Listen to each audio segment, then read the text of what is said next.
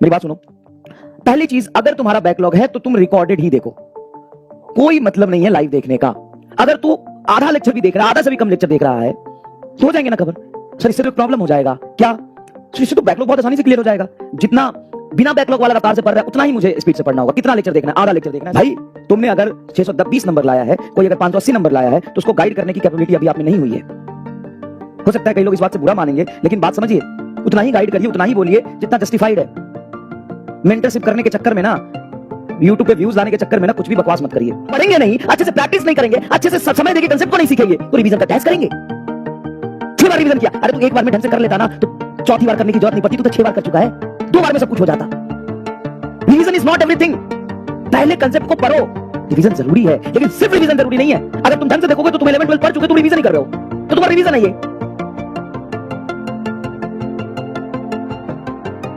पीछे पढ़ा था, ये हम आज पढ़ेंगे सर्कुलर डायनामिक्स। एक इंपॉर्टेंट बात मैं आपको बता दूं, मतलब मेजॉरिटी बच्चे अभी भी मतलब संघर्ष कर रहे हैं। इट्स नॉट इजी कि रोज आप 3 लेक्चर अच्छे से देख ले, फिर पढ़ ले, फिर रिवीजन कर ले, टेस्ट की तैयारी कर ले, सब कुछ कर ले। तो 70% बच्चों का कहीं ना कहीं 60% बच्चों का बैकलॉग चल रहा है। तो मैं एक चीज बताता हूँ, सिंपल सी बात, फिर पढ़ाना शुरू करता हूँ। ये जो बैकलॉग वाली बात है ना, इसमें जेन्युइन बच्चे मैं मान लेता हूं कि एडमिशन लेट लिया होगा, काउंसलिंग की कराई होगी, कुछ उम्मीदें रहा होगा। बड़ी सिंपल सी बात है बैकलॉग का, बड़ा सिंपल सा बात है, सुन बताता हूं। बड़ा सिंपल सा बात है कि मान लो 10 लेक्चर का बैकलॉग है, 15 लेक्चर का बैकलॉग है, 20 लेक्चर का बैकलॉग है, 30 लेक्चर का बैकलॉग है, सारे सब्जेक्ट मिला के 40 लेक्चर का बैकलॉग है, चल 50 का है, 50 लेक्चर का बैकलॉग है। साइकोलॉजिकली समझना, तुम अपने आप को कमजोर मत समझो, चाहे तुम्हारा कितना भी बैकलॉग हो, और तुम अपने आप को सुपरमैन भी ना समझो कि मेरी इतनी बैकलॉग है और मैं 10 दिन में ना 30 बैकलॉग खत्म कर दूंगा। तुम क्या, तुम और तुम्हारे मास्टर्स मेरे से भी नहीं होगा। तुम क्या करो कि तुम रिकॉर्डेड ही जाओ। अगर तुम्हारा बैकलॉग है तो लाइव की कोई जरूरत नहीं है, अनलेस एंड अनटिल कि तुम्हें लग रहा है नहीं मैं रिकॉर्डेड लाइव ही समझ पाता हूं, तो वो केस अलग है। मेरी बात सुन लेना ढंग से, मैं सिर्फ 2 मिनट बात कर रहा हूं, सुन ले अच्छे से। अगर तुम्हारा 10 15 20 30 40 50 60 70 जितने भी बैकलॉग है, ठीक है, तो ये बैकलॉग ऐसा नहीं कि इसमें परेशान हो जाने वाली बात है कि 10 बैकलॉग है कैसे होगा, 20 40 50 बैकलॉग है कैसे होगा। दूसरी बात, अपने आप को सुपरमैन भी नहीं समझना। तुम क्या, तुम्हारे मास्टर से भी बैकलॉग क्लियर नहीं होगा। मेरी बात सुनो, पहली चीज, अगर तुम्हारा बैकलॉग है तो तुम रिकॉर्डेड ही देखो, कोई मतलब नहीं है लाइव देखने का। लेकिन तुम्हारा यह है कि नहीं मुझे लाइव ही पसंद है, लाइव ही मैं देखूंगा, तो वो केस अलग है, 1-2% बच्चों का होगा। अगर तुम्हें लाइव में भी समझ में आता है, रिकॉर्डेड में भी अच्छे समझ में आता है, सबसे ज्यादा इंपॉर्टेंट है कंसेप्ट सीखना, क्वेश्चन की प्रैक्टिस हो जाना, समझ आना, ये 3 इंपॉर्टेंट चीज है। तुम्हें चीजें समझ आए, कंसेप्ट अच्छे से विजुअलाइज हो जाए, तुम सवाल कर पाओ, इससे बड़ी चीज कुछ नहीं है। लाइव रिकॉर्डेड से कोई फर्क नहीं पड़ता है। तो आप रिकॉर्डेड लेक्चर ही देखें, लाइव ना देखें। दूसरी बात, आप शेड्यूल को कुछ ऐसे बनाएं कि बैकलॉग 1 महीने में नहीं, 2 महीने में नहीं, 3 महीने में नहीं, पूरे आने वाले 5 या 6 महीने में बैकलॉग कवर करने का प्लान बनाएं। जैसे ही 5 to 6 मंथ में तुम रिकॉर्डेड देख रहे हो तो कोई दिक्कत ही नहीं है, 5 से 6 मंथ में तुम बैकलॉग क्लियर करने का प्लान बना सकते हो। अब 6 मंथ में अगर मैं 10 बैकलॉग को बांटू या 30 बैकलॉग को बांटू, तो क्या फर्क पड़ता है? जिसका बैकलॉग है वो और जिसका बैकलॉग है नहीं है, उन दोनों को क्या लगभग सेम ही स्पीड से सेम ही बर्डन लेके पढ़ना है। हाँ, 6 महीने में कितने दिन होते हैं? 180 दिन। 180 दिन में कितने बैकलॉग कवर करने हैं? 30 लेक्चर का, मतलब कुछ भी नहीं। अगर मैं 50-60 लेक्चर का बैकलॉग लेके चलूं, 60 लेक्चर का बैकलॉग है साहब, और मुझे कवर करने मान ले 120 दिन में, इसमें से संडे भी आएगा, कोई चीज होगी जिसमें क्लास अगर मान ले होता भी है तो थोड़ा रिलैक्स तो मिलेगा ना। 24 घंटे में 2 ही क्लास हुई ना भाई, तो 60 लेक्चर बहुत बड़ा बैकलॉग है, बहुत बड़ा बैकलॉग है। अब उस 60 लेक्चर के बैकलॉग को कवर करने के लिए मैं अगर 5 महीने लूं या 4 महीने भी लूं, 4 महीने ठीक है, 4 महीने ठीक है, अगस्त सितंबर अक्टूबर नवंबर दिसंबर, 5 महीने ले ले, 150 दिन कितने हुए भाई? 150 दिन कितना हुआ जरा बता। अगर तू आधा लेक्चर भी देख रहा है, आधा से भी कम लेक्चर देख रहा है, तो हो जाएंगे ना कवर। सर इससे तो एक प्रॉब्लम हो जाएगा क्या? So, इससे तो बैकलॉग बहुत आसानी से क्लियर हो जाएगा। जितना बिना बैकलॉग वाला रफ्तार से पढ़ रहा है उतना ही मुझे स्पीड से पढ़ना होगा। कितना लेक्चर देखना है? आधा लेक्चर देखना है सर, ये तो हो जाएगा। लेकिन हम टेस्ट कैसे देंगे? रिवीजन की क्या भाई, टेस्ट तुम उसी स्पीड से दो ना जितना तुम्हारा कवर होता जा रहा है। 60 लेक्चर पीछे हो तो पीछे वाला टेस्ट दे दो, टेस्ट तो रहता ही है। टेस्ट पेपर का पीडीएफ डाउनलोड करके रख लो, घर पे ओएमआर पे टेस्ट दे लो। अगर तुम करना चाहते हो तो सब कुछ पॉसिबल है। रैंक नहीं आया कोई बात नहीं, नवंबर के बाद रैंक आ जाएगा। लेकिन अगर तुम इस 40 बैकलॉग को या 50 बैकलॉग 30 बैकलॉग को एक महीने करने की कोशिश करोगे, सब रायता फैल जाएगा, सब रायता फैल जाएगा, कोई फायदा नहीं होगा। समझ गए? सारा रायता फैल जाएगा। तो ध्यान रख कि बैकलॉग पे तू लगा है तो एक्सेसिव लोड मत ले। बैकलॉग को एक टाइम इंटरवल में बांट दे जिससे तुम्हें सफिशिएंट टाइम मिले, लेकिन डिसिप्लिन से उसको धीरे धीरे कवर कर लो। जब तुम नवंबर तक सारी चीजें बैकलॉग कवर कर लोगे और तुम एकदम स्पीड से नॉर्मल कंडीशन पे आ जाओगे दिसंबर तक भी, तो it's not a big deal, it's not a big deal. Tension नहीं लेना भाई, पढ़ना है। टेंशन लेने से आपकी इफिशिएंसी कम होती है और कोई फायदा नहीं होता। खुश रह के पढ़ोगे, एंजॉय करके पढ़ोगे। तुम मजबूरी में मत पढ़ो। सबसे पहली बात, पता है किनका बैकलॉग होता है और किनको पढ़ने में दिक्कत आती है और किनसे सवाल सॉल्व नहीं होता? जो मजबूरी में पढ़ रहा है। आज भी उन बच्चों की जनसंख्या कम नहीं जो मजबूरी में पढ़ रहे हैं। मजबूरी में मत पढ़ो, पेन लेके मत पढ़ो, फ्रस्ट्रेट होके मत पढ़ो, दुखी मन से मत पढ़ो। अगर ऐसे पढ़ोगे तो कभी भी सिलेक्शन नहीं होना, कभी भी समझ नहीं आएगा, साल भर परेशान रहोगे, दुखी रहोगे, लास्ट में रिजल्ट भी अच्छा नहीं आएगा, कोई फायदा नहीं है। अगर तुमने चूज कर लिया है कि मुझे ड्रॉप लेना है और मुझे डॉक्टर बनना ही है, तो पहले तो सोच ले, अभी भी समय है। 2-3 महीने में कोई दिक्कत नहीं होता। साल भर खराब करने से ज्यादा अच्छा है कि 3 महीने में तुमको अकल आ जाए और तू ये सोच ले कि सच में मुश्किल काम है यार, इस रास्ते पे नहीं चलना। समझ गया? नहीं तो अगर चल रहा है तो अच्छे से चल रहा है तो अच्छे से चलो और तुम कर सकते हो। दूसरी बात एक लोगों का, मेजोरिटी लोगों का जिनका कोई बैकलॉग नहीं है, उनकी एक अलग समस्या है। जिनकी कोई बैकलॉग नहीं है, उनकी एक अलग समस्या है। सर आप सिलेबस कब तक कराओगे? अगर सिलेबस आप मार्च तक कराओगे तो हम रिवीजन कैसे करेंगे? सबसे बड़ी समस्या है। सुन, आजकल ना मैं देख रहा हूं, हमने भी जितने बच्चे को पढ़ाए हैं, वो बच्चे सेलेक्ट होने के बाद सबको यूट्यूबर बनना है। अरे बनना कोई प्रॉब्लम नहीं है, लेकिन यूट्यूबर बनने की जल्दी इतनी काहे है? तुम भगवान नहीं बन गए हो, सेलेक्ट हो गए हो तो इस बार भाई, तुमने अगर 620 नंबर लाया है, कोई अगर 580 नंबर लाया है, तो उसको गाइड करने की कैपेबिलिटी अभी आप में नहीं हुई है। हो सकता है कई लोग इस बात से बुरा मानेंगे, लेकिन बात समझिए, उतना ही गाइड करिए, उतना ही बोलिए जितना जस्टिफाइड है। मेंटरशिप करने के चक्कर में ना, यूट्यूब पे व्यूज लाने के चक्कर में ना, कुछ भी बकवास मत करिए। पता नहीं, बनना भाई। मैं आपके पैशन को और उस चीजों को मतलब डिमोटिवेट नहीं कर रहा।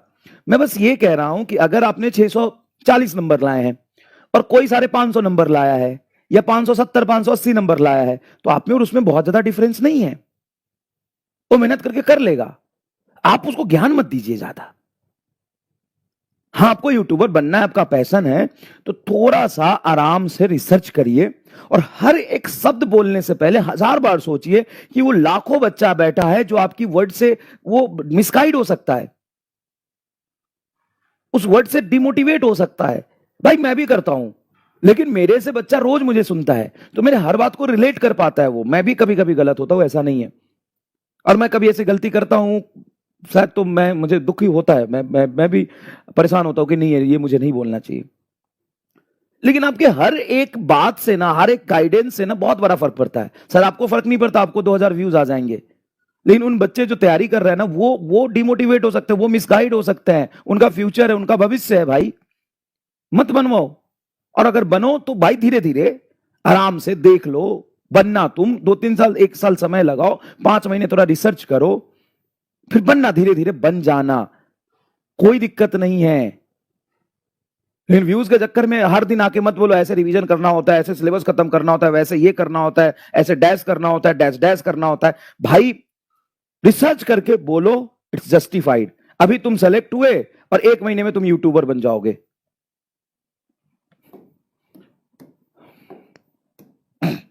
चलो सुनो अब ध्यान से। देखो बेटा, सबसे पहली बात, सिलेबस कब कंप्लीट होगा ये बहुत इंपॉर्टेंट बात है। अगर आप मार्च के स्टार्टिंग में सिलेबस कंप्लीट करते भी हैं, 5-10 मार्च तक सिलेबस कंप्लीट करते भी है, तो it's not a big deal. The reason behind it कि आपको पूरा 11 पूरा 12 पढ़ना है, मतलब 30-30 चैप्टर पर सब्जेक्ट पढ़ना है। तो इसका यह मतलब नहीं है कि मैं दिसंबर में सिलेबस खत्म कर दूं, 6 महीने में कंप्लीट 11 कंप्लीट 12 का सिलेबस भगा भगा के पढ़ा दूं। सिलेबस कंप्लीट करना is not issue. Syllabus complete उम्मीद में भी होता है, सिलेबस कंप्लीट महा रिवीजन में होता है। 12 घंटे में मैं सिलेबस कंप्लीट करा सकता हूं, एक टॉपिक नहीं छूटेगा। सब कुछ रिवीजन नहीं है मेरे भाई, सब कुछ रिवीजन नहीं है, सब कुछ टेस्ट नहीं है। सर मार्च तक सिलेबस खत्म होगा तो हम तैयारी कैसे करेंगे? तो सिलेबस खत्म तो तेरा अभी भी है, तो 11 12 पढ़ चुका है ना, सिलेबस तो तेरा खत्म है, रिवीजन ही तो कर रहा है और क्या कर रहा है। सोच, थोड़ा सा सोच, घबरा मत, मेरी बात समझ। जब जब तू 11 12 कर चुका है तो हम यहां कर क्या रहे हैं? रिवीजन। और क्या कर रहे हैं? नहीं सर हमारा तो बेसिक कमजोर था, हम तो पढ़ रहे हैं। हाँ तो पढ़ रहा है ना, तो समय लगेगा, पूरा 11th पूरा 12th करने में ना समय लगेगा। और रिवीजन करना उतना ही ज्यादा इजी होगा जितने अच्छे तरीके से आपने कंसेप्ट पढ़ा होगा।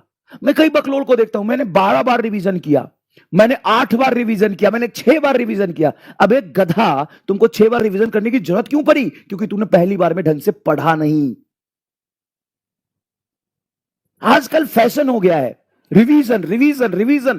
पहले हमें कंसेप्ट सीखना पड़ेगा, पहले हमें ढंग से चीजों को समझना पड़ेगा, पहले हमें एक लिमिट के ऊपर जाके क्वेश्चन प्रैक्टिस करनी पड़ेगी, पहले हमें हर चैप्टर में समय देना पड़ेगा। जब हम चीजों को अच्छे से पढ़ेंगे नहीं, अच्छे से प्रैक्टिस नहीं करेंगे, अच्छे से समय देके कंसेप्ट को नहीं सीखेंगे, तो रिवीजन का डैश करेंगे। 6 बार रिवीजन किया, अरे तू एक बार में ढंग से कर लेता ना तो चौथी बार करने की जरूरत नहीं पड़ती, तू तो 6 बार कर चुका है, 2 बार में सब कुछ हो जाता। Revision is not everything. पहले कंसेप्ट को पढ़ो। रिवीजन जरूरी है, लेकिन सिर्फ रिवीजन जरूरी नहीं है। अगर तुम ढंग से देखोगे तो तुम 11 12 पढ़ चुके, तुम रिवीजन ही कर रहे हो, तो तुम्हारा रिवीजन है ये, तुम्हारा क्या है ये? रिवीजन चल रहा है। तो सबसे रिवीजन से पहले एक स्टेप जरूरी है जिसको बार बार आप भूल जाते हो, बार बार भूल जाते हो, वो है कंसेप्ट को अच्छे से समझना। और 30-30 चैप्टर पूरा 11th पूरा 12th के कंसेप्ट को अच्छे से समझना, पढ़ना, प्रैक्टिस करने में समय नहीं लगेगा क्या? लगेगा। तो भाई यहां पे पहले समय देके, टाइम देके आप फिर एंड तक चलो, सिलेबस को अच्छे से कंप्लीट करो।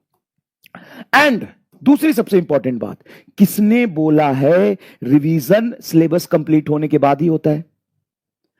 रिवीजन सिलेबस कंप्लीट होने के बाद ही होता है, ये किसने बोला है? आप यहां पर जैसे जैसा सिलेबस रनिंग में है पीछे से रिवीजन करते चले। सर कैसे करें, वही तो नहीं हो पाता है। रिवीजन बहुत बड़ी बात नहीं है। आप किसी भी चैप्टर का जो शॉर्ट नोट्स बनाए हैं वो फॉर्मूले आप एक पेज पे लिख लीजिए, सबको सजा के अच्छे से एक पेज पे लिख लीजिए। हर रोज सुबह उठ के उस पेज को देखिए, आपका पूरा दिमाग में सेट होता जाएगा। समय देंगे, पढ़ाई करेंगे, सब कुछ कैसे करना है रिवीजन। भाई नोट्स बनाया है, नोट्स में सब कुछ रिवाइज नहीं करना है। मल्टीपल टाइम्स जो आपने फॉर्मूला लिखा है, कंसेप्ट लिखा है, उसको क्लास से पहले डेली उठ के पढ़ना है। दीवार पे चिपका दो, घर में कुछ तो जगह होगा, उस घर के दीवार पर चिपका दो कि ये यूनिट एंड डायमेंशन के सारे इंपॉर्टेंट कंसेप्ट और फॉर्मूले हैं, ये लॉज ऑफ मोशन के हैं, ये तुम्हारे मोशन इन 1D के, ये बेसिक मैथ के चिपका दो, ये केमिस्ट्री के, बायोलॉजी के है। सुबह उठो 5 बजे, 5 बजे उठ के दीवार के सामने खड़े हो जाओ। ओके ये यूनिट एंड डायमेंशन ये देख लिया, फिर उसको नीचे रफ पेज पे लिख भी लिया। मेहनत करो, मेहनत ही सब कुछ है। लाइब्रेरी में पढ़ते तो घर तो होगा कहीं, घर में चिपका दो और रोज सुबह खड़े हो जाओ। देखो ये फॉर्मूला पे नीट में यूनिट एंड डायमेंशन में ये 2016 में ये सवाल आया था, 15 में ये सवाल आया था, 16 में ये सवाल आया था, इस सवाल का कंसेप्ट ये है।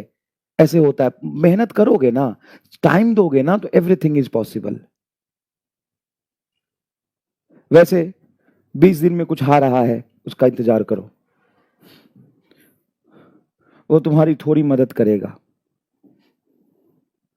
ठीक है भाई, परेशान मत हो। अच्छा, इससे भी एक प्रो लेवल के बच्चे होते हैं, प्रो लेवल के बच्चे, सर हमको तो नवंबर में ही करना है। तो भाई तेरी वजह से बाकी लोगों का नुकसान मैं नहीं कर सकता, तेरी वजह से बाकी लोगों का नुकसान नहीं कर सकता, जो पहली बार पढ़ रहे हैं, पहले कभी कोचिंग नहीं करी, पहले अच्छे से नहीं सिलेबस कंप्लीट किया है, उसका नुकसान मैं तेरी वजह से दिसंबर में सिलेबस करके नहीं कर सकता। अगर तुम्हारे पास इस सिलेबस के पेस के अकॉर्डिंग सब कुछ सही चल रहा है, फिर भी समय बच रहा है, फिर भी तो पढ़ लो एक दो चैप्टर आगे के कहीं से, पिछले साल के लेक्चर से उम्मीद से कर लो, तुम तो एडवांटेज में चले जाओगे, ज्यादा प्रो हो तो। नहीं तो चुपचाप जितना पढ़ा रहे हो उतना पढ़ो।